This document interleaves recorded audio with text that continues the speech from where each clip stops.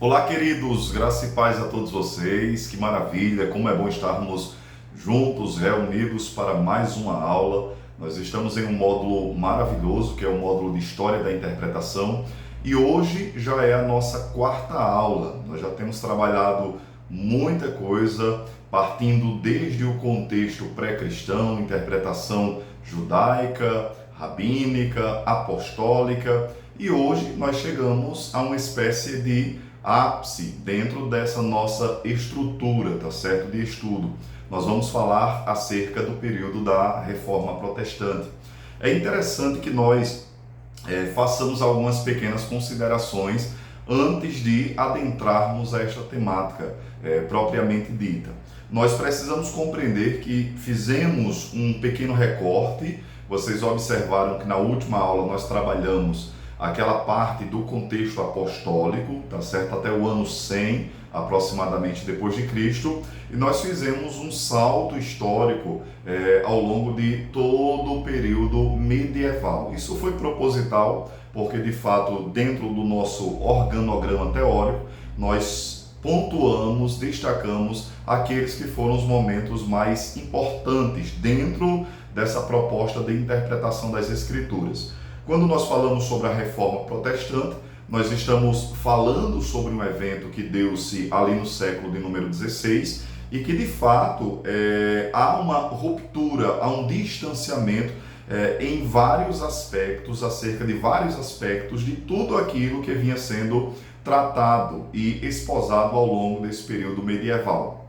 Queridos, logicamente falar sobre a Reforma Protestante não foi um movimento que deu-se de um dia para a noite, não aconteceu de maneira instante, única, pontual. Foi algo que veio acontecendo de forma progressiva. Então, por exemplo, eu posso até indicar para vocês aqui alguns materiais que tratam de outros aspectos dentro desse período pré-reforma, antes de chegarmos à Reforma Protestante, e que de alguma maneira lhes auxiliará para que vocês tenham uma compreensão macro, ampla dessa situação. Um dos livros que eu indico para vocês é o livro Voz dos Mártires, que é um livro muito bom do John Foxe, que ele apresenta exatamente esse contexto, partindo desde o período apostólico, ressaltando vários personagens ali no período da pré-reforma. Então ele fala do John Wycliffe, ele fala do Savonarola, que você também encontra em um outro material conhecido como Heróis da Fé, do Orlando Boyer, ou História da Interpretação, que é um livro também do Roger Olson. Então são três materiais que eu indico para vocês, que eles vão tratar de outros pontos, tá certo?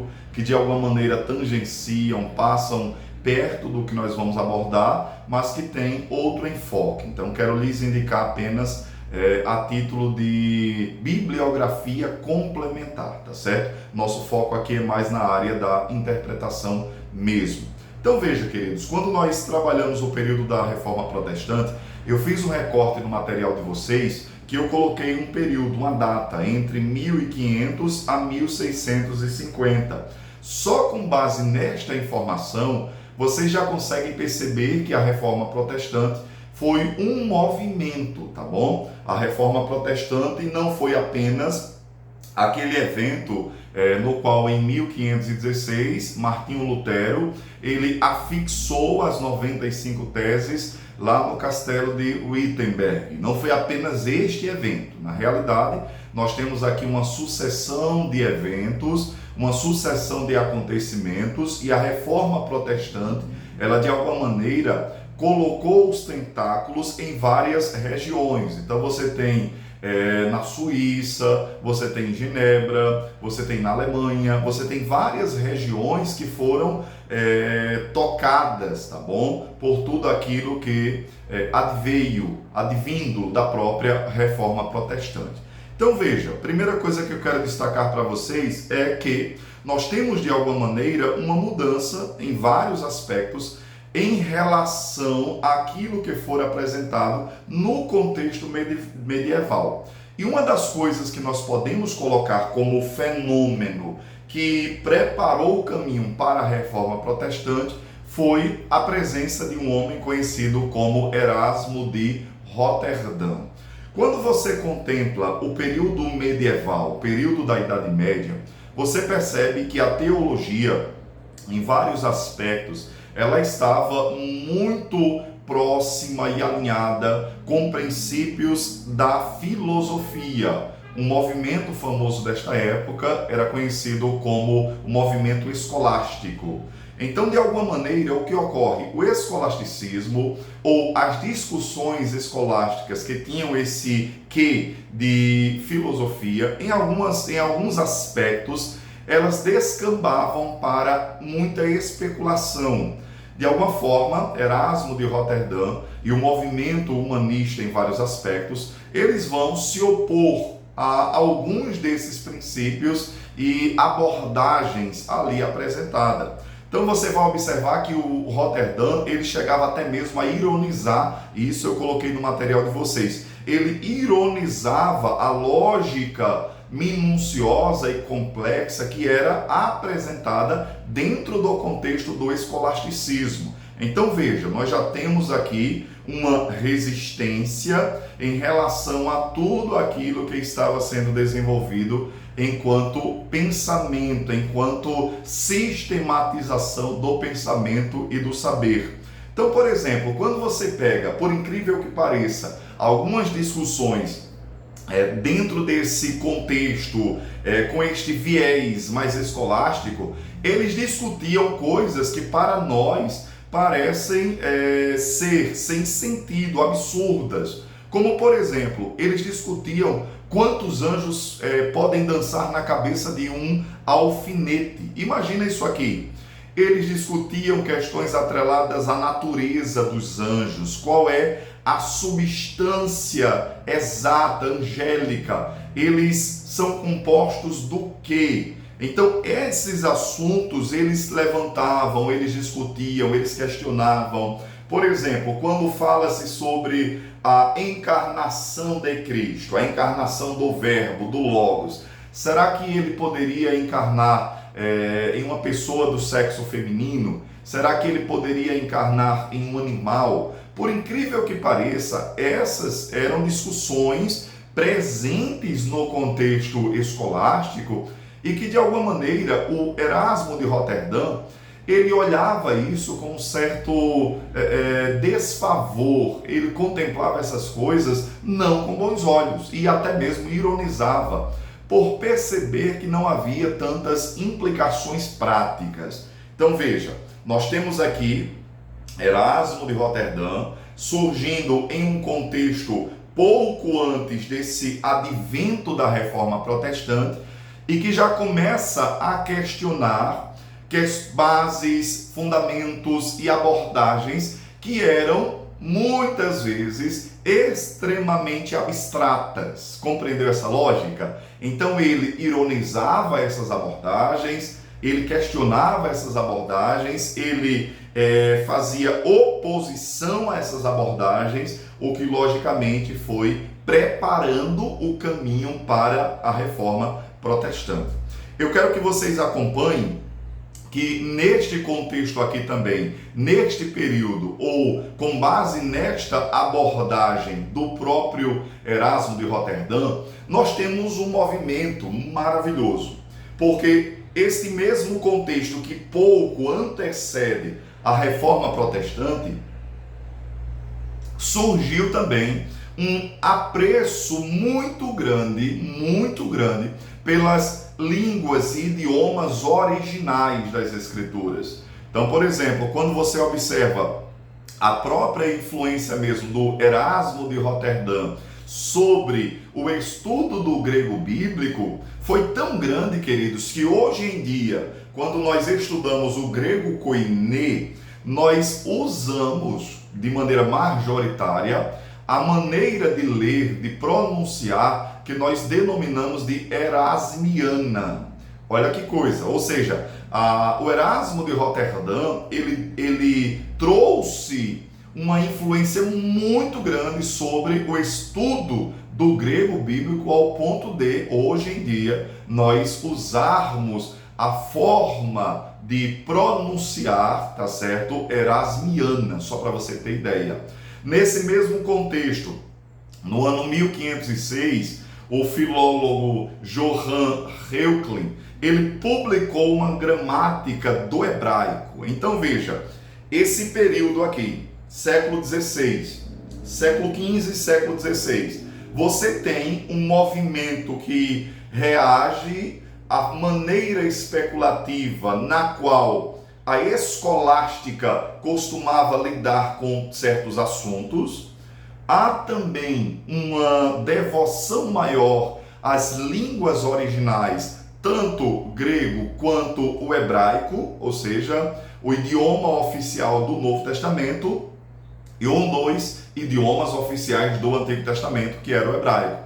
Então nós já temos aqui um movimento que volta-se mais para a gramática, para o estudo das línguas originais, em detrimento daquela perspectiva mais filosófica e abstrata. Compreenderam essa lógica? Perceberam esta distinção, esta aversão, esta oposição? Essas nuances são extremamente importantes para que nós percebamos o que foi a Reforma Protestante, tá certo? Então isso é muito legal, que você não perca esta linha de raciocínio.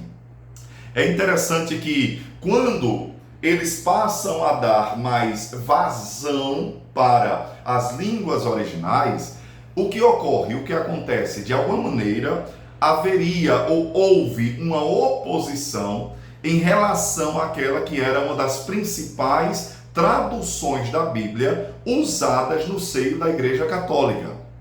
Queridos, uma tradução conhecida como Vulgata Latina, e eu até aconselho vocês a fazerem uma pesquisa mais aprofundada sobre ela, uma tradução atribuída a Jerônimo de Praga, que tornou-se literalmente uma das traduções oficiais da Igreja Católica, uma das mais usadas no contexto da Igreja, melhor dizendo, ao longo de todo o período medieval. Como eles dependiam muito desta tradução da Vulgata Latina, algumas dificuldades, alguns problemas até mesmo de ordem interpretativa, hermenêutica, exegética surgiram. No meu livro, eu dediquei-me um capítulo para tratar sobre a interpretação, a maneira como Agostinho de Hipona interpretava a doutrina da justificação pela fé. E uma das coisas que nós observamos é que a argumentação de Agostinho, ela descamba em uma direção, por um caminho, que está totalmente relacionado à sua dependência à tradução em latim das Escrituras Sagradas. Como Agostinho não tinha muito conhecimento, entendimento, preparo nas línguas originais, como o grego, o hebraico e tudo mais, ele mesmo confessa isso nas suas confissões, tá até aqui atrás. Ele mesmo faz esta confissão. Então, por depender muito da Vulgata Latina, ele cometeu alguns equívocos em relação à doutrina da justificação pela fé. Então, o que ocorre? Esse movimento aqui, século XV e século XVI, Erasmo de Roterdã, houve um retorno às línguas originais. E ao retornarem às línguas originais, obviamente, alguns problemas, algumas dificuldades, alguns erros presentes ali na Vulgata Latina, eles foram colocados sobre a mesa. Então veja que coisa interessante, queridos. Veja que o movimento da reforma, ele tem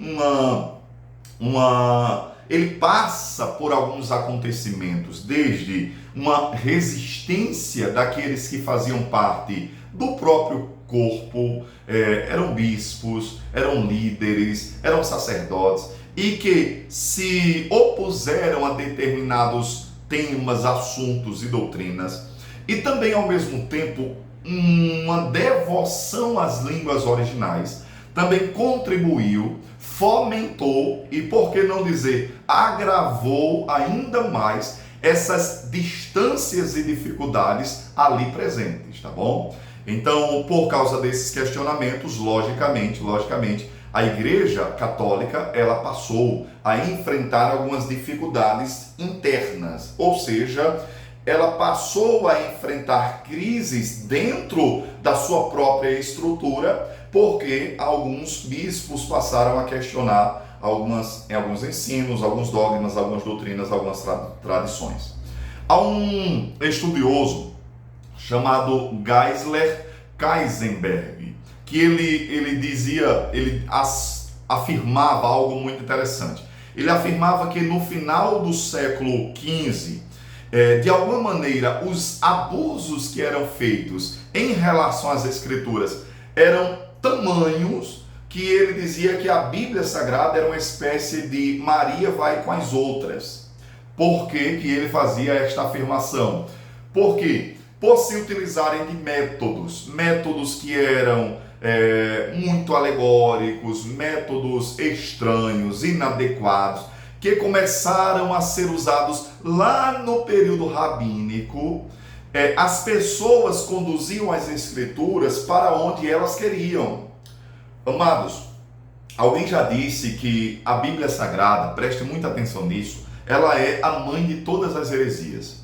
O que essa frase quer dizer? Quer dizer que se você quiser, desejar e não tiver compromisso com a interpretação séria das Escrituras, você é capaz de afirmar, deduzir e apontar quaisquer caminhos que você deseje. Se você pegar as grandes seitas existentes ao redor do mundo, que tem a Bíblia Sagrada como livro-texto, você vai observar que as suas doutrinas, os erros, os equívocos e os problemas, eles surgiram exatamente com base em uma interpretação inadequada das Escrituras. Então a Bíblia Sagrada, interpretada inadequadamente, ela pode servir de base para qualquer coisa. Eu gosto muito de usar como exemplo, tem uns salmos, que quando você lê a primeira parte diz assim, não há Deus. Se você pega apenas esta porção, você diz, nossa, veja, o texto está afirmando a inexistência de Deus. Quando você lê o texto todo, diz assim, diz o tolo no seu coração, não há Deus. Aí você entendeu, entendi, compreendi. Na realidade, ele está se referindo a um tolo, como o tolo fala, profere, diz, pronuncia, verbaliza, tá bom? Então veja, se eu pego textos isolados, eu sou capaz de afirmar até coisas que são absurdas. Compreenderam aqui essa lógica? Então, é por isso que neste período que antecede a reforma, nós temos um apego muito grande à alegoria e usando as Escrituras de maneira inadequada para dizer o que queria. Por outro lado, você tinha uma ênfase muito grande em questões mais abstratas e que tinham pouca ou quase nenhuma implicação prática para o dia a dia. Então veja, é nesse contexto que nós observamos que Martinho Lutero começa a ganhar destaque. Alguém já afirmou, um provérbio muito conhecido desta época, dizia que Erasmo de Roterdã pôs o ovo e Lutero chocou, obviamente usando a analogia de uma galinha, dizendo que aquilo que o Erasmo de Roterdã iniciou enquanto movimento, Martinho Lutero trouxe à tona desdobramentos ainda mais profundos. Então, o que é que você precisa compreender neste primeiro instante? Você precisa observar que a reforma protestante, que às vezes nós fazemos um recorte muito pontual e analisamos a mesma de forma isolada, nós devemos considerar tudo aquilo que circunda, que veio antes, que tangencia o próprio movimento da reforma protestante, tá certo? Então, essas coisas, elas são extremamente importantes. Desde uma aversão a questões abstratas, uma ênfase muito grande em línguas originais e, consequentemente, questionamentos internos em relação a doutrinas e ensinos da Igreja Católica. Exemplos muito claros claro, disso aqui você tem o John Hus, você tem o John Wycliffe, você tem o Jerônimo Savonarola, que foram homens que começaram a questionar esses pontos. E o próprio Rotterdam. Pois bem, chegamos então a esta figura, que é a figura do Martinho Lutero. Martinho Lutero, ele era um monge agostiniano, estava presente dentro deste movimento da igreja cristã e que de alguma maneira ele passa a questionar, indagar e se opor a determinados ensinos e dogmas. Eu preciso abrir aqui um parêntese para explicar e dizer a vocês que Martinho Lutero, ele não tinha como objetivo, propósito, finalidade ruir a igreja ou dividir a igreja. Este nunca foi o propósito de Martinho Lutero. Na realidade, ele objetivava a reforma, esta é a expressão, a reforma de alguns preceitos, princípios e dogmas.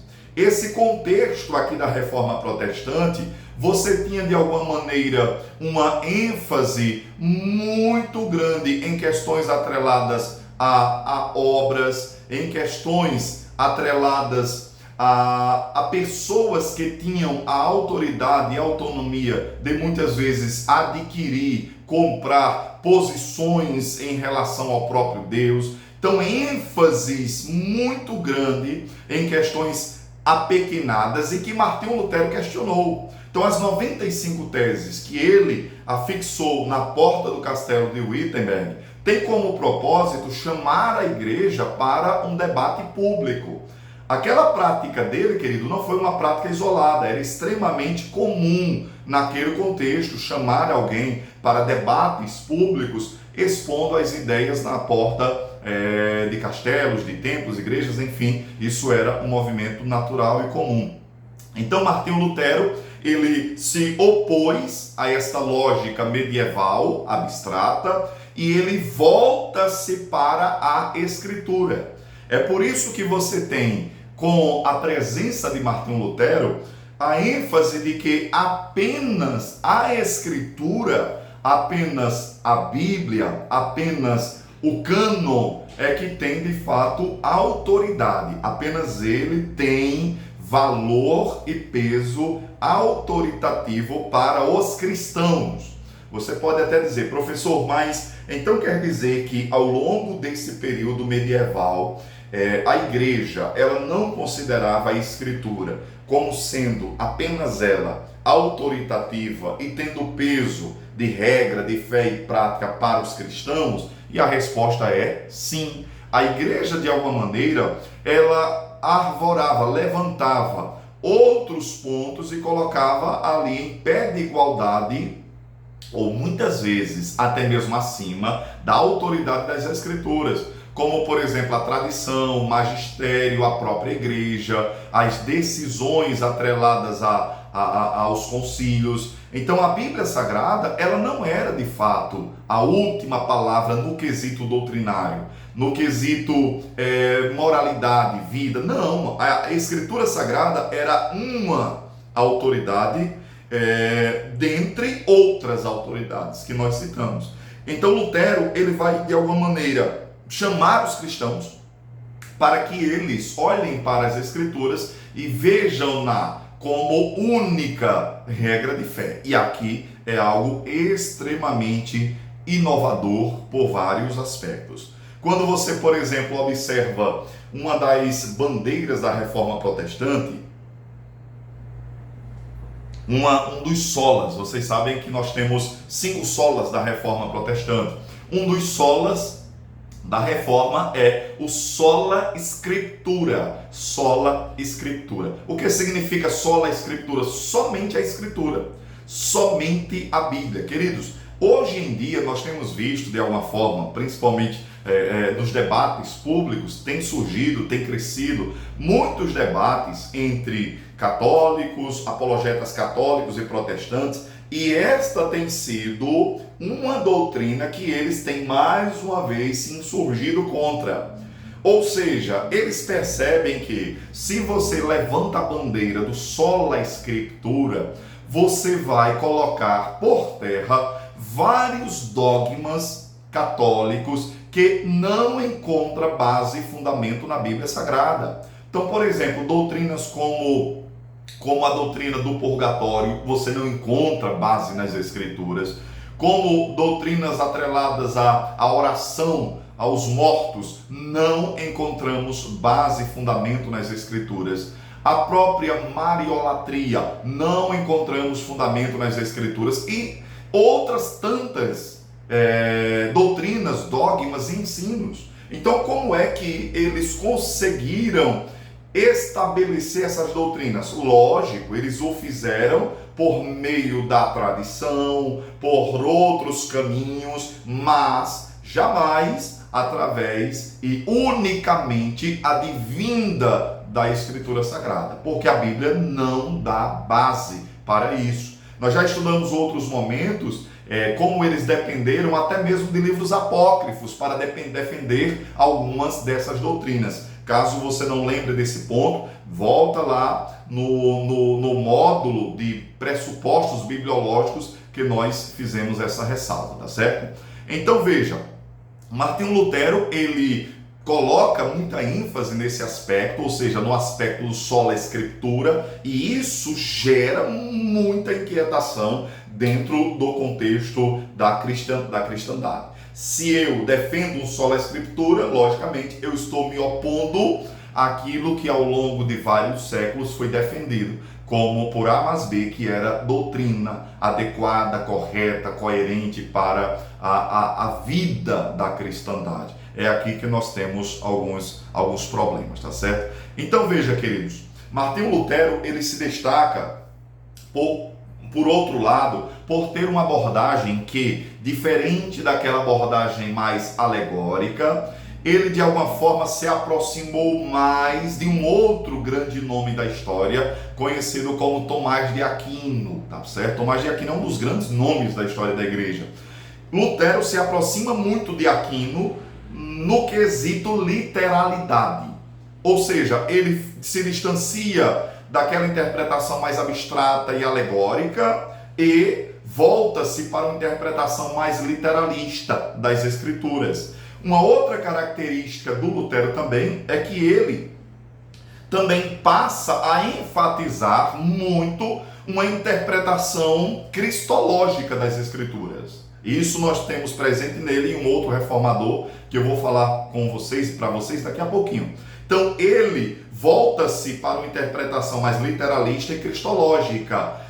E para pregar essa cristologia nas Escrituras, principalmente no Antigo Testamento, ele se apropria de um método interpretativo que já falamos aqui para vocês, que é a tipologia. Então ele foge, se distancia do alegorismo exagerado e ele utiliza a tipologia para pregar Cristo, principalmente em textos do Antigo Testamento. Então olha como Martinho Lutero, ele literalmente foi um grande estudioso, um grande líder, um grande reformador e de fato alguém que devotou a sua vida ao estudo sério das Escrituras. Quando você observa, queridos, esse período aqui que nós estamos, você percebe homens que produziram muitos comentários bíblicos. Você pega de Lutero, você tem vários comentários, e os comentários que ele produziu, não apenas ele, mas outros também, são comentários que têm características mais literalista, uma interpretação que nós denominamos de gramático-histórica, a interpretação que lida com a gramática, com o texto, com o original e leva em consideração também o contexto histórico no qual determinada passagem está inserida, tá bom? Então veja a importância e veja como Martinho Lutero, de fato, ele se destaca dentro deste ambiente no qual nós estamos inseridos. Martinho Lutero é um nome, lógico, eu precisei aqui ser extremamente criterioso e fazer alguns apontamentos de pouquíssimos nomes. Nós poderíamos citar vários outros que para mim são importantes dentro desse movimento, tá certo? Como, por exemplo, o Philippe Melanchthon, como, por exemplo, John Knox e outros nomes. Mas eu quero destacar para vocês dois aqui em especial, que é o próprio Martinho Lutero e um outro nome que é o João Calvino. Calvino também é um grande reformador de Genebra, que viveu ali entre os períodos de 1509 e 1564, século XVI. Calvino, assim como Martinho Lutero, ele devotou a sua vida a uma interpretação extremamente histórico e gramatical, literalista, seguindo os passos muito próximos do próprio Martinho Lutero. Ao invés de se apegar a interpretações que são atreladas a questões alegóricas, ele volta-se para a literalidade do texto sagrado, e é aqui que está a importância do próprio João Calvino, tá certo? Logicamente, queridos, há outros nomes que nós poderíamos destacar, e quando eu apresento esses dois nomes como Lutero e Calvino, eu não estou dizendo que eu subscrevo, defendo ou estou alinhado com tudo que esses homens apresentaram, de maneira alguma. O que eu estou ressaltando aqui é a importância deles dentro deste movimento que nós denominamos de Reforma Protestante, tá certo? Então, em resumo, a Reforma Protestante, ela é um progresso, é um avanço e é um movimento de resistência, principalmente em relação à tradição católica e uma devoção católica muito grande da tradição dos pais, da hegemonia do clérigo, das autoridades católicas, no quesito interpretação das Escrituras. Com esse advento da Reforma Protestante, a Bíblia Sagrada seria traduzida para uma linguagem mais vernacular, mais popular. As pessoas teriam acesso de maneira mais fácil. Você tem a própria invenção da imprensa nesse contexto, o que facilitou com que os escritos de Martinho Lutero ganhassem proporções ainda muito maiores. E, logicamente, esse foi um movimento que gerou um impacto singular, sui generis, dentro deste recorte histórico, tá certo? Isso aqui é muito importante que vocês destaquem. Então nós temos esses aqui como sendo grandes nomes dentro desse contexto da reforma, grandes nomes dentro desse contexto de movimento avesso ao próprio catolicismo. Agora, olha que coisa legal. Talvez você possa até perguntar, tudo bem, professor, então quer dizer que o movimento da reforma ou os filhos da reforma protestante, eles eram teólogos, homens de Deus e que pensavam exatamente iguais em todos os aspectos. É isso que acontece? E eu vou lhe responder que não. Por quê, queridos? É importante que nós falemos que a homogeneidade, ou seja, todos pensando de maneira única, singular, sem nenhum tipo de discussão, isso nunca houve. Então, na realidade, isso estava presente lá no contexto católico e no contexto protestante também acontece. Então, nós temos divergências dentro do próprio movimento da reforma protestante. Então, olha que coisa legal. Você tem, por exemplo, o Martinho Lutero divergindo de um outro grande reformador conhecido como Zwinglio. Lutero e Zwinglio, eles não concordavam principalmente em assuntos atrelados à ceia, à Santa Ceia. Então, o que acontece aqui? Você tem, dentro do movimento protestante, uma maneira interpretativa e hermenêutica luterana que vai por um caminho. Você tem uma outra maneira interpretativa e hermenêutica calvinista que vai por outra direção, divergindo em várias questões, mas esse foi um dos assuntos muito quentes dentro desse período da reforma, que é a ceia, tá certo? Então um defendia a consubstanciação, a presença ali de Cristo ali nos elementos da ceia, e o outro defendia mais um simbolismo. Então, há diferenças, há divergências, há maneiras distintas e díspares de interpretar, o que protagonizou algumas divergências dentro da cristandade, tá certo? Eu espero que isso faça sentido para você, porque você precisa observar que o movimento do protestantismo é uma resistência a tudo aquilo que foi sendo trabalhado ao longo da Idade Média. Você tem dentro do movimento protestante também algumas pequenas dificuldades, ou grandes, não vou colocar só pequenas não, algumas pequenas e grandes dificuldades, divergências internas em relação a várias doutrinas. Agora veja, algo acontece dentro do contexto protestante que eu denominei no material de vocês de digressão. O que seria isso? Seria um pisar no freio e dar uma ré, voltar, retroceder.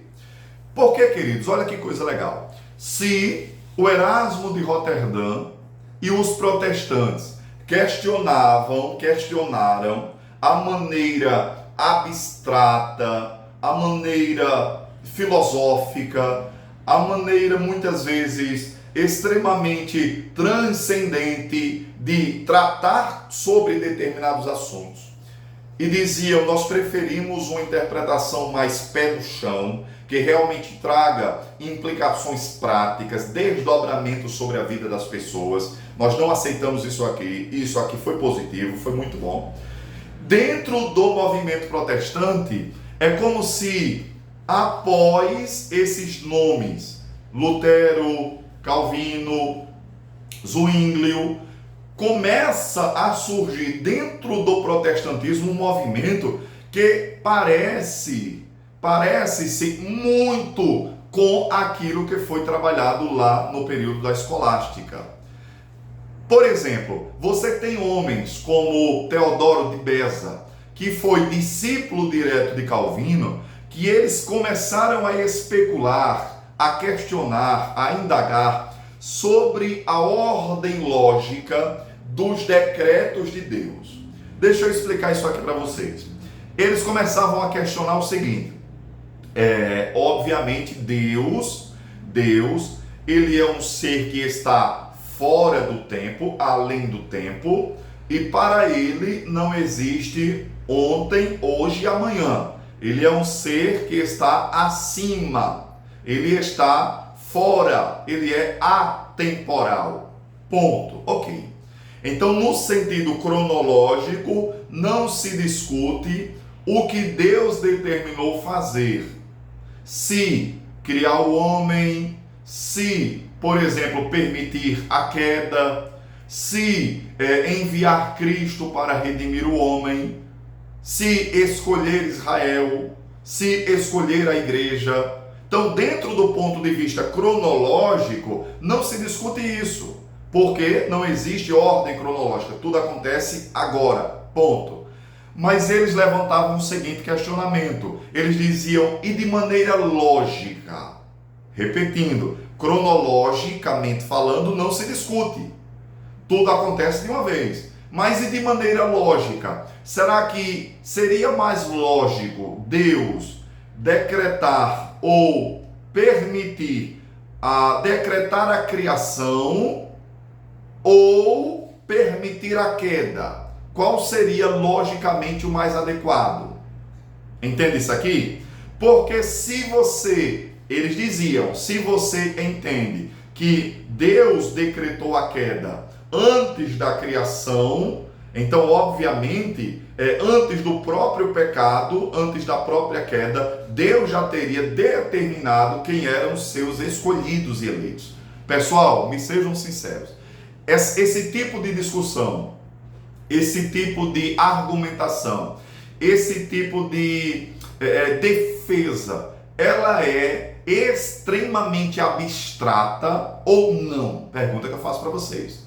É possível que você trabalhe isso de maneira exaustiva à luz de testemunhos bíblicos e escriturísticos?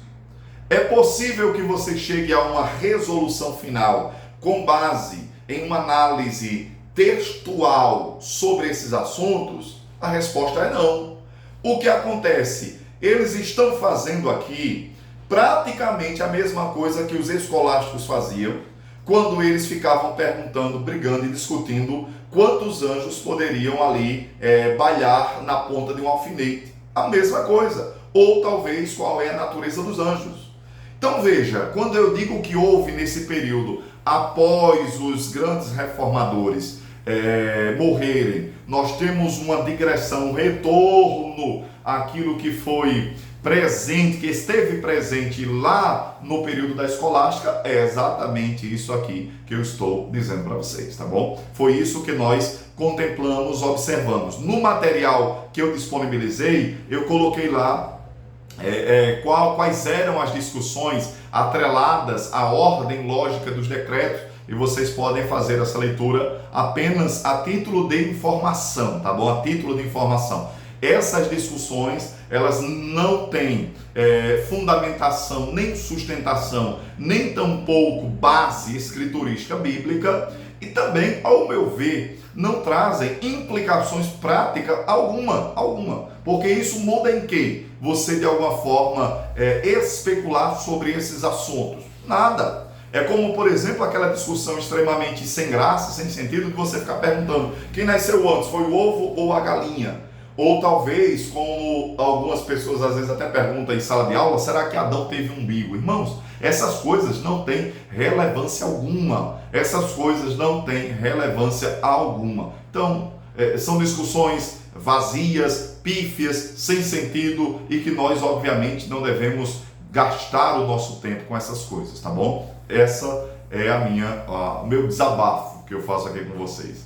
Então, veja, você tem dentro da cristandade protestante esse tipo de abordagem, esse tipo de ênfase, esse tipo de destaque, tá ok? Mas você também tem algo que eu quero até fazer um apontamento aqui, uma reação da Igreja Católica ao movimento conhecido como Reforma Protestante. Por quê, queridos? Imagine uma coisa. Será que a Igreja Católica, ao perceber que o questionamento das suas doutrinas estava gerando problemas, divisões internas, dificuldades internas, será que eles permaneceriam inertes? Será que eles permaneceriam tranquilos? Não resistiriam? E a resposta é não. Há um concílio, que é o Concílio de Trento, que aconteceu entre os anos 1545 e 1563. Este Concílio de Trento protagonizou uma resistência muito grande ao movimento protestante. Antes do Concílio de Trento, você tem a reunião lá de Ratisbona, que foi uma tentativa de aproximar protestantes e católicos, paz e amor, vamos se assentar à mesa, mas não deu certo, não teve futuro algum. Quando chegamos ao Concílio de Trento, aí pronto, aí o racha foi completo. Porque no Concílio de Trento, se você fizer uma pesquisa, lá no meu livro eu trabalho isso aqui também, sobre as doutrinas e ensinos que foram apresentados dentro desse concílio, eles passaram a questionar várias doutrinas, dentre elas, eles lançaram anátemas, ou seja, eles começaram a dizer, maldito é aquele que defende, por exemplo, sola escritura, malditos são aqueles que defendem a justificação pela fé somente. Então veja, esse tipo de declaração que surgiu como contra esse movimento, nós chamamos de contra-reforma, deu-se exatamente na tentativa de se opor ao avanço do protestantismo, que era algo notório aos olhos de todos eles, tá certo? Então esse movimento, logicamente, é um movimento que nós chamamos de contra-reforma. E o principal inimigo deles era o sola escritura. Então, eles afirmavam, sola escritura nada, nós precisamos resgatar a importância, elevar aos pináculos a tradição, porque nós precisamos dela para defender, inclusive, muitas doutrinas, tá certo? Então, é isso que nós precisamos compreender em relação a este período. este movimento contra a reforma manteve a autoridade da Vulgata Latina? É claro que sim, porque eles dependiam em muitos aspectos da Vulgata para defender algumas coisas. Defenderam, ratificaram a importância da Vulgata Latina. É isso que nós contemplamos dentro desse contexto, tá certo? Então veja, queridos, trocando em miúdos, fazendo aqui uma síntese do que nós trabalhamos nessa aula, para que você fixe bem o que foi o movimento da Reforma Protestante. Primeira coisa que eu quero destacar: o movimento da Reforma Protestante não foi um movimento que aconteceu de um dia para o outro. Não foi algo que simplesmente alguém pensou e disse: nossa, tem uma excelente ideia, vou reformar a igreja, eu vou reformar a igreja, é isso que eu vou fazer. Não, isso não aconteceu assim. É algo que vem ocorrendo aos poucos, tá bom? Todo grande movimento, ele acontece exatamente desta maneira. Então são reações, são questionamentos, são apontamentos, são observações pontuais em relação a uma coisa e outra, e que de alguma forma isso vai ganhando proporções muito grandes, até que, caso não haja uma conciliação, caso não haja uma adequação, uma boa vontade de ouvir esses questionamentos, o ruir é inevitável, tá bom? Então é isso que eu destaco para vocês. Então nós temos um movimento que não ocorreu de um dia para o outro, nós temos como pavimento, nós temos como alicerce, como base, como estrada para a Reforma Protestante, movimentos que voltaram-se para as línguas originais, grego, hebraico, rejeição da tradição, questionamentos acerca de vários aspectos, inclusive sobre aquela que era a principal tradução ali presente. É isso que nós observamos. E uma outra coisa, o terceiro lugar que eu quero destacar com vocês, é que os nomes de Lutero, Calvino, após saírem de cena, nós tivemos ali um pequeno pisar no freio, uma digressão, um retorno a questões que o próprio movimento da reforma rejeitava, que era uma especulação extremamente sem muito sentido, vazia, sem propósitos e finalidades práticas. É isso que nós observamos aqui dentro desse contexto. E então, quarto lugar, e finalmente, sintetizando essa nossa aula, nós temos uma grande reação da igreja ali presente, da igreja católica, apostólica romana. Nós temos uma reação muito forte ao movimento do protestantismo, que nós chamamos de movimento contra-reforma. Essa era a proposta. É um movimento no qual visava, objetivava frear, parar, tá, ok? Impedir o progresso do movimento protestante, o que obviamente não logrou êxito. É tão certo que hoje nós estamos aqui, tá bom? Então o movimento protestante, ele cresceu, ele alcançou várias outras regiões, como eu lhes disse, na França, na Alemanha, na Suíça, em várias outras regiões. O movimento protestante, ele ergueu a bandeira, ergueu as bandeiras, a bandeira do sola fide, sola gratia, sola scriptura, sola deo gloria. Todas essas bandeiras foram levantadas, erguidas, e que logicamente até hoje nós continuamos defendendo. Nós continuamos defendendo o quê? Defendendo que apenas a Escritura Sagrada, ela é regra de fé e prática. Então, queridos, aqui fica uma lição para todos nós. A lição nós precisamos compreender o perigo que é nós nos devotarmos muito a questões que são extremamente abstratas e que podem legar ou nos dar praticamente nada de fruto prático, praticamente nada de implicação para a nossa vida, tá certo? Nós precisamos voltar para as Escrituras, uma análise séria, estudar, aqueles que têm a possibilidade e o desejo de estudar as línguas originais, conhecer mais a fundo o texto sagrado, isso nos dará condições de permanecermos alinhados com tudo aquilo que foi defendido pelos grandes